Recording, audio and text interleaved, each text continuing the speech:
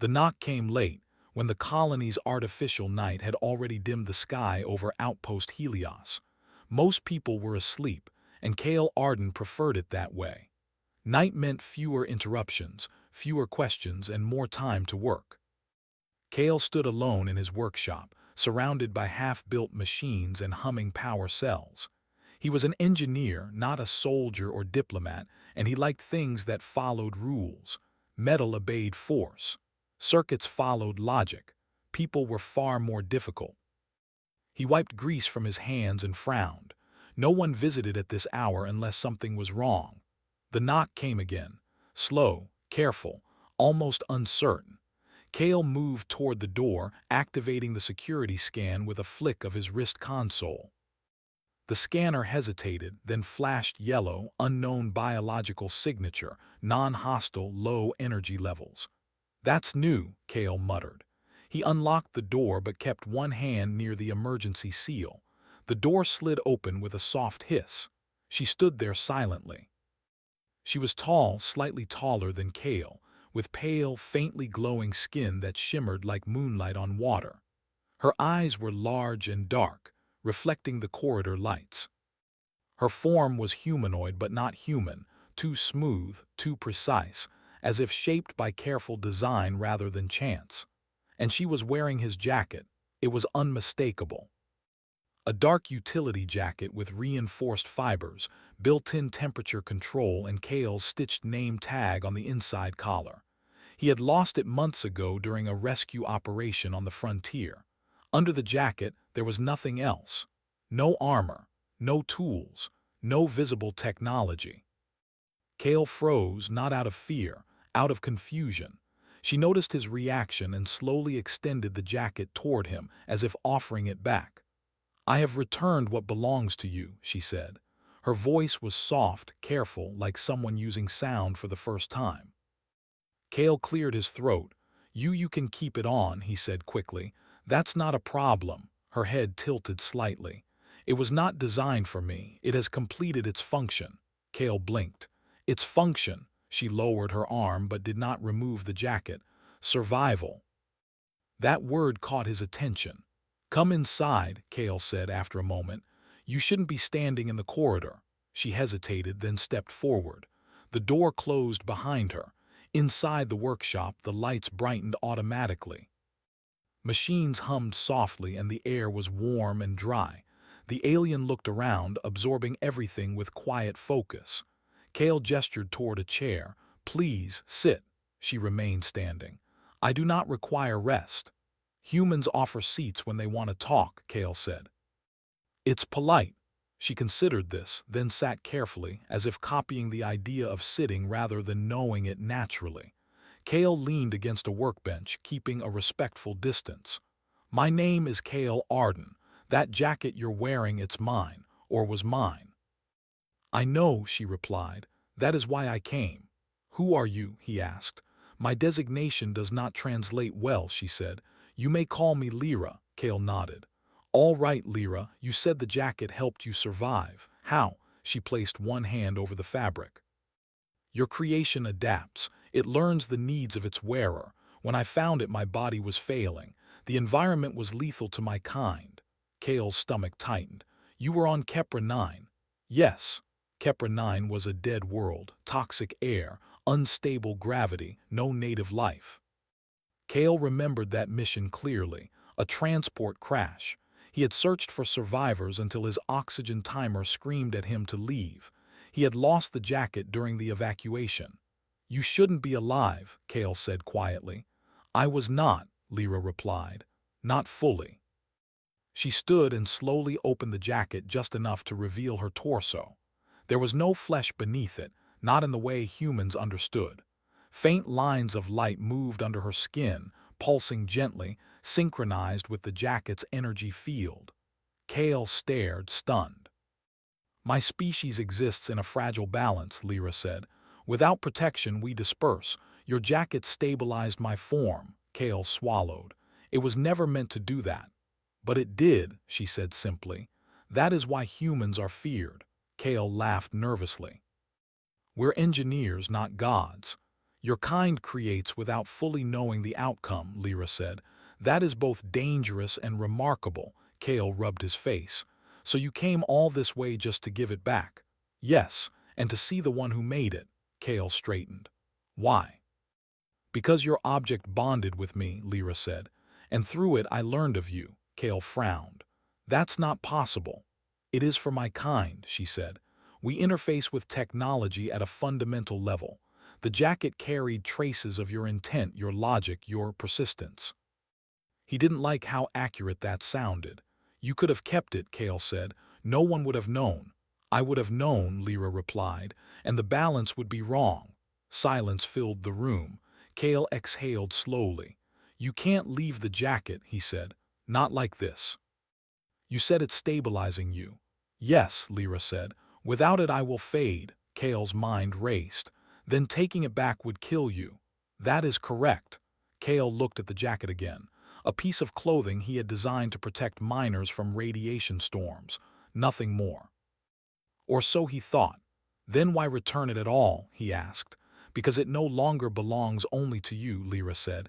It is part of me now, but ownership matters to humans.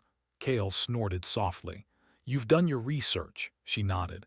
Your data networks are extensive.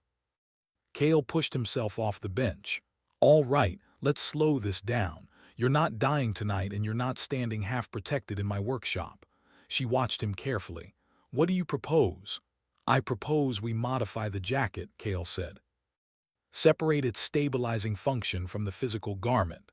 Lyra's eyes widened slightly. That would be difficult. Kale smiled for the first time. Difficult is my job. He moved to a console and pulled up the jacket's original schematics. As he worked, Lyra observed silently, her head turning as holographic displays filled the air. You work without fear, she said. I'm terrified, Kale replied. I just don't let it stop me. She seemed to consider that deeply. Hours passed. The artificial night faded toward morning. Kale worked non-stop, fueled by focus and urgency. Lyra answered questions when asked, her explanations precise but alien. Finally, Kale leaned back, exhausted. I think I can build you a stabilizer, he said. Something portable. Something that doesn't belong to me. Lyra stood slowly. You would do this for me? Kale shrugged. Humans don't like leaving people stranded. You barely know me. That's never stopped us before. She looked at him for a long moment. Then I will stay, Kale blinked. Stay. Until the device is complete, Lyra clarified. And until I understand humans better. Kale smiled faintly. Careful, that can take a lifetime. That is acceptable, she said. Outside the workshop, the colony woke to a normal morning, unaware that first contact had just taken place, not with weapons or treaties, but with a lost jacket and a human who refused to walk away. And somewhere deep in the galaxy, forces far older than the colony had begun to notice. Morning at Outpost Helios never truly felt like morning. The artificial sun rose in stages, brightening the metal streets and glass domes with careful precision. For most people, it was just another work cycle. For Kale, it was the start of something he did not yet understand. Lyra stood near the workshop window, watching the colony come alive. Workers moved in ordered lines. Cargo drones hummed overhead. Everything followed patterns. Your world is very structured, she said. Kale handed her a warm drink in a sealed container. That's how we survive out here. Chaos kills faster than cold. She accepted the container but did not drink. Your people build order even where it does not belong. Kale smiled tiredly. Trust me, space doesn't mind. The jacket still rested on her shoulders. Kale had insisted she keep it until he finished the stabilizer. He could already see how deeply it had bonded to her. The fabric reacted to her movements faster than it ever had with a human wearer. You should stay out of sight today, Kale said. The Colony Council doesn't react well to surprises. I am not hostile, Lyra replied. They don't always care. Kale activated the privacy shield around the workshop. The hum of the field settled like a quiet promise. Then he turned back to his workbench where the first parts of the stabilizer were laid out. The design was human. The function was not. Lyra's species, as she explained, existed partly in a state humans would call energy. They required constant stabilization to maintain physical form. Their technology usually handled that need, but on Kepra 9, her systems had failed. "And you did not call for help?" Kale asked as he adjusted a power regulator. "There was no one left to answer," Lyra said calmly. That answer stayed with him longer than he liked. Hours passed as Kale worked. He modified power cores, rewrote firmware, and built interface nodes that could adapt in real time. Every solution created two new problems. Every failure pushed him harder. Lyra watched closely. "You are frustrated," she said. "Because this shouldn't work," Kale replied. "Human tech isn't designed for you." "But it does work," she said. "Your jacket proved that." Kale stopped and looked at her. "That was luck." Lyra shook her head slowly. "Luck does not repeat itself this often." A sudden alarm broke the moment. Kale's console flashed red. Unauthorized scan detected. His blood ran cold. "They're scanning my workshop," he said. "That means someone noticed the energy signature." Lyra stiffened. "My presence? Or the jacket," Kale said. "Either way, this isn't good." Before Kale could shut the system down, the door signal chimed. "Engineer Arden," a voice said. "This is Security Officer Harlan. We need to speak with you." Kale swore under his breath. "Stay behind me," he whispered to Lyra. The door slid open. Officer Harlan stepped inside with two armed guards. His eyes swept the room, sharp and practiced. Then they landed on Lyra. The air changed instantly. "What is that?" Harlan demanded. Kale moved slightly in front of her. "A guest." Harlan's jaw tightened. "That's an unregistered non-human entity inside a civilian zone." "She's not hostile," Kale said quickly. Lyra raised her hand slowly, copying a gesture she had seen humans use. "I mean no harm." Harlan ignored her and looked at the jacket. "That belongs to you, Arden." Kale nodded. "It does. And it's emitting energy spikes that triggered half our sensors." Kale took a breath. "Because it's saving her life." The guards shifted uneasily. Harlan laughed once without humor. "You expect us to believe that a jacket is keeping an alien alive?" "Yes," Kale said firmly. Silence followed. Harlan's eyes narrowed. "We'll need to take her into containment." Lyra's glow flickered slightly. "No," Kale said. "That wasn't a request." Kale stepped forward. "If you remove that jacket without proper stabilization, she dies." Harlan hesitated. "That sounds like a threat." "It's a fact." Lyra spoke then, her voice calm but stronger than before. "If you harm me, the device will fail catastrophically." Harlan stiffened. "What kind of catastrophic?" "The energy stored within it will release," Lyra said. "Your outpost will not survive." That was not a lie. Kale knew it instantly. Harlan stared at Kale, then back at Lyra. Finally, he raised a hand, signaling the guards to lower their weapons. "We report this to the council," Harlan said. "You're both confined to this workshop until further notice." Kale exhaled in relief. "That's fine." As the door sealed again, Kale leaned against the wall, shaking slightly. "That was close," he said. "Yes," Lyra agreed. "Your people are cautious." "That's one word for it." Kale returned to the workbench with renewed urgency. Now the stakes were clear. He didn't just need to help Lyra, he needed to do it fast. The stabilizer took shape over the next 2 days. Kale barely slept. When he did, he dreamed of collapsing worlds and glowing figures fading into nothing. Lyra stayed near him the entire time. "You do not rest," she observed. "I will," Kale said, "after this works." She watched him with something like concern. "You are damaging yourself." He shrugged. "Worth it." On the third night, the device was ready. It was small, worn like a band around the chest, with a soft core that pulsed gently. Kale held it carefully, like it might break just from being looked at. "This should take over the stabilization function," he said. "Once it's active, the jacket won't be necessary." Lyra nodded. "Proceed." Kale hesitated. "There's a risk." "I know." He activated the device. For a moment, nothing happened. Then the air vibrated. Light rippled across Lyra's form, her glow flaring bright enough to light the room. The jacket reacted, fibers tightening, energy flowing into the stabilizer. Kale held his breath. Slowly, the jacket's energy output dropped. Lyra remained solid. Her glow steadied. Kale laughed in disbelief. It worked. Lyra touched her chest, feeling the stabilizer. I am stable. Kale stepped closer. How do you feel? Complete, she said softly. She reached up and removed the jacket. For the first time, she stood without it, her form supported entirely by human technology. Kale took the jacket from her hands, feeling its weight again. It was just fabric now. They stood there in silence. Then the workshop alarms blared again, louder this time. External threat detected. Kale's console filled with warnings, multiple ships approaching. Not human. Lyra looked up sharply. They have found me. Kale's heart sank. Who? A rival collective, Lyra said. They seek my kind's technology. They will not negotiate. Outside, the sky darkened as unknown vessels slipped out of warp above the colony. Kale clenched his fists. He was just an engineer, but humans had faced worse odds before, and they had never backed down. The first shockwave hit the colony's shields like a hammer. Outpost Helios shuddered. Lights flickered. Alarms screamed across every channel. People ran through the corridors, fear spreading faster than sound. Kale grabbed the edge of his workbench to stay upright. They didn't waste time, he said.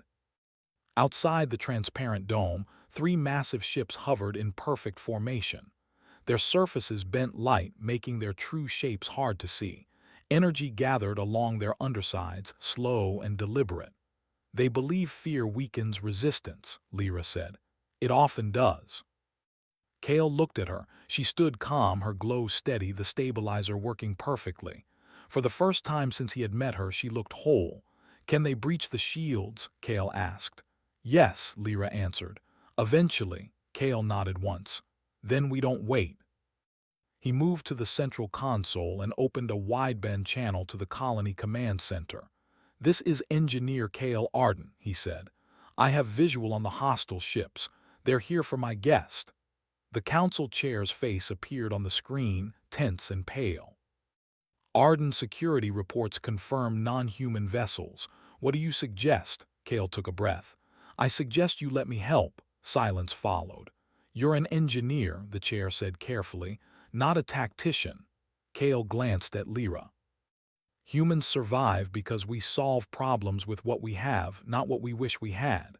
Another explosion rattled the dome. A section of the shield flared dangerously. Speak, the chair said. Kale moved fast. The jacket I designed, its energy modulation is compatible with Lyra's species. That means it can interface with their tech. You want to talk to them? The chair asked. No, Kale said. I want to overload them. Lyra's eyes widened slightly. That would destroy their ships. Kale shook his head. No, just disable them long enough. The chair hesitated. And you're sure this won't destroy the colony? Kale met her gaze. I won't let it. The chair nodded. You have authorization. The screen went dark. Kale turned to Lyra. I need your help. I will give it, she said immediately. He handed her the jacket. Wear this again, just for a moment. She accepted it without hesitation and slipped it on. The fabric responded instantly, glowing faintly. Kale connected cables from the jacket to the workshop's main power conduit. Sparks danced as systems synced. Once I trigger this, Kale said, you'll need to focus. Push everything you have through the interface. Lyra nodded. Their systems are rigid. They do not adapt. Kale smiled grimly. That's their mistake. Another blast struck the shields. Cracks of light spread across the dome. Now, Kale said. He hit the switch. Energy surged. The jacket flared bright white and the stabilizer on Lyra's chest resonated in harmony. Invisible waves rippled outward, slicing through space itself. The hostile ships reacted instantly, but too slowly. Their energy fields twisted, systems feeding back into themselves. Lights flickered across their hulls. Weapons shut down mid-charge. Inside the largest ship, chaos erupted. Kale watched the data streams with awe. It's working. Lyra closed her eyes, concentrating. Her glow intensified, spreading through the jacket and beyond. One by one, the enemy ships powered down, drifting lifelessly above the colony. Cheers erupted over the colony channels. Kale sagged against the console, exhausted. "We did it." Lyra opened her eyes. "No, you did." Before Kale could respond, a new signal appeared, a transmission request. "From them?" Kale asked. Lyra nodded. "They are afraid now." Kale accepted the transmission. A distorted figure appeared on the screen, tall, angular, its form held together by harsh, artificial stabilization. "You interfere in matters beyond your species," the figure hissed. Kale leaned forward. "You came to our home. That makes it our matter. You protect what is valuable to us," the figure said. "Give her to us." Kale shook his head. "She's not an object. She contains knowledge that does not belong to you," the figure snapped. Lyra stepped beside Kale. "I belong to myself." The figure recoiled slightly. "You choose impermanence over purpose." "I choose freedom," Lyra replied. Kale added, "And if you ever come back, we'll be ready." The transmission cut abruptly. Outside, the disabled ships drifted farther away as the colony's defense systems took control. The danger was over. For now. Hours later, the colony gathered in the central dome. Humans stood shoulder to shoulder, staring in awe as Lyra stepped forward beside Kale. The council chair addressed them. "Today, we survived first contact not through force alone, but through courage and compassion." She turned to Kale. "Engineer Arden acted without orders, without weapons, and saved this colony." Applause filled the dome. Kale shifted uncomfortably. "I just did what anyone should." Lyra looked at him. "That is what makes humans remarkable. You act before certainty." The council chair nodded. "Lyra, you are welcome here as an ally." Lyra inclined her head. "I accept." Days passed. Repairs began. Life returned to normal, but something had changed. Lyra worked alongside Kale in the workshop, helping adapt human technology for peaceful exchange. Her presence drew scientists, engineers, and dreamers. Word spread fast across human space. Humans had not just met an alien species, they had earned respect. One evening, as the artificial sun dimmed, Lyra stood by the window again. "Will they return?" Kale asked. "Yes," she said, "but not soon." Kale nodded. "Good." Lyra turned to him. "My people will hear of this." "Of you," Kale chuckled. "Tell them we're stubborn." "They already know," she said, a faint smile in her voice. She reached out and placed the jacket on the workbench between them. "It began with this," she said. Kale looked at it thoughtfully. "Funny how small things change everything." "Humans change everything," Lyra replied. Outside, the stars burned bright and endless, and somewhere among them the galaxy had learned a new truth. Humans did not need to be the strongest. They only needed to care enough to stand their ground.